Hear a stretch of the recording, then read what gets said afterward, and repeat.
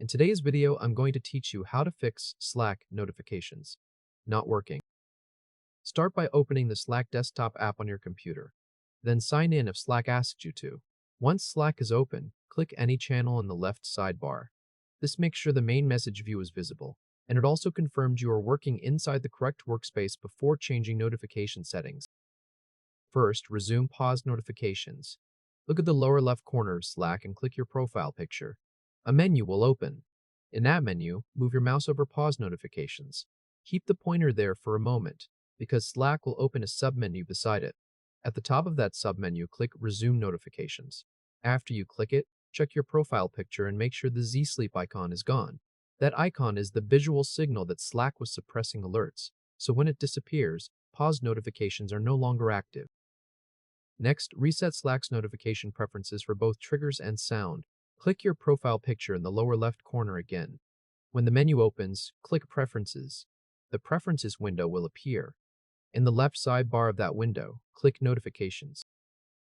Under How to Notify You, make sure Desktop Notifications is checked. If this box is unchecked, Slack will stay silent no matter what the notification dropdown says. So this needs to be turned on before the rest of the settings can work. Now look for the section labeled What to Notify You About. Open the drop-down menu there and select Everything. If you only want alerts for mentions and direct messages, choose Mentions and Direct Messages instead. In the current Slack desktop app, there is no Nothing option in this drop-down. Full silence is handled by turning off the notification boxes above. Now, scroll down until you reach the Sound and Appearance section. Find Mute All Sounds from Slack and make sure it is unchecked. Then look next to Notification Sound, which covers huddles, messages, and other Slack alerts. Confirm that a sound is selected there. Once those settings are correct, close the Preferences window. Slack saves these changes automatically, so there is no Save button to click. Now re-enable notification permissions in Windows. Press the Windows key on your keyboard to open Search. Type Notification Settings into the search field. Enter the words clearly, Notification Settings. After the search result appears, press Enter. This opens the Windows Notification Settings page. On this page, confirm that the Master Notification switch is turned on. In Windows 10, this may be labeled Get Notifications from Apps and Other Senders. In Windows 11, it may simply be labeled Notifications. If you are on Windows 10, also confirm that Allow Notifications to Play Sounds is checked. If you are on Windows 11, check the Master Notification block and confirm that sounds are enabled there. Next, scroll down to the App Notification list. In Windows 10, this section is called Get Notifications from These Senders. In Windows 11, it is called Notifications from Apps and Other Senders. Change the sort by drop-down to Name so Slack is easier to locate alphabetically. Find Slack in the list, then confirm that the toggle beside Slack is turned on. Click Slack in that list to open its detail page.